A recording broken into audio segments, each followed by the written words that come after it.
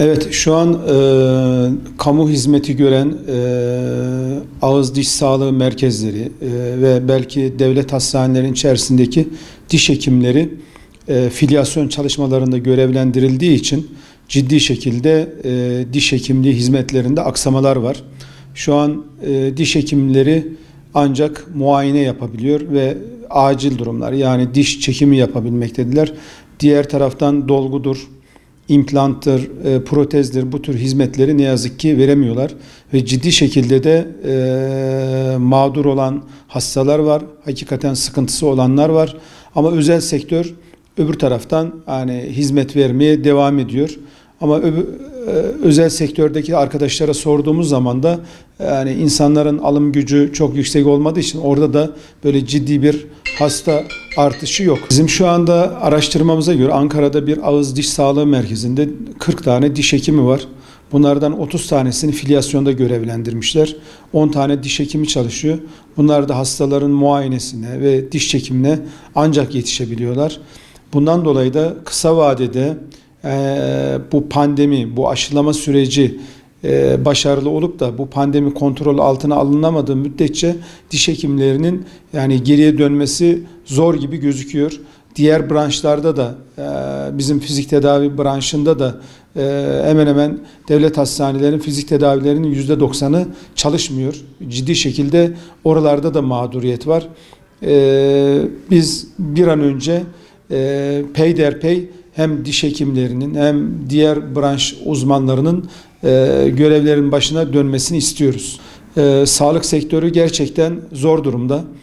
Ben kendim de bir sağlık işletmecisi olarak özel sektörde çalışan birisi olarak bizim hasta sayılarımız %50'nin altına düştü. Ve ciddi şekilde çalışan eleman, doktor, fizyoterapist işten çıkmak zorunda kaldılar.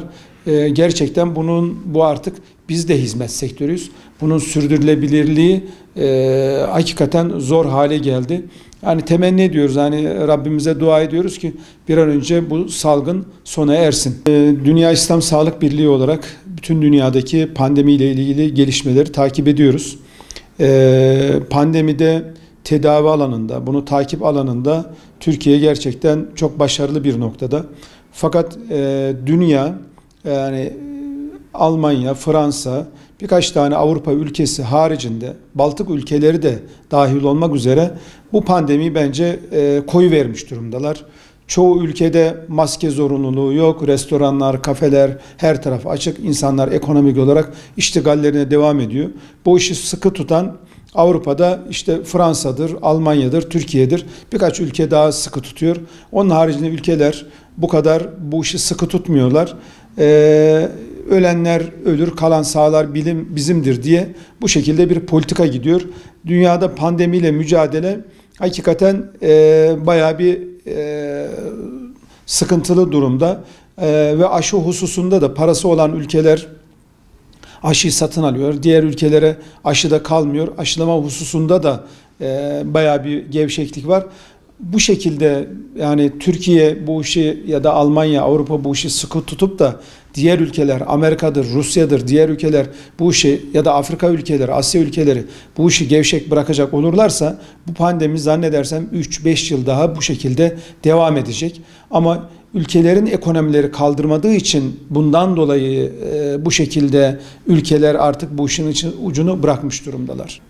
Şu an için aşılama çalışması var. Aşılama başarılı olursa bu iş %90 toparlar diye düşünüyoruz. Şimdi biz Türkiye başarılı oldu. Avrupa'daki ülkeler başarılı oldu. Halkının %90-95'ini aşıladı. Eğer ki Afrika'dakiler, Asya'dakiler, diğer ülkeler aşılama çalışmasını yapmazlarsa, yeterli seviye en azından %50 halklarını aşılamazlarsa bu virüs sona ermeyecek. Neticede o ülkelerden virüs de devamlı mutasyona uğruyor.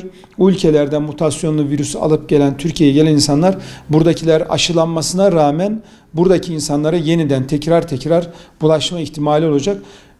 Kapıları kapattığınız takdirde de bu zaman ihracat yapamıyorsunuz, ithalat yapamıyorsunuz. Sizin turizminiz gelişemiyor.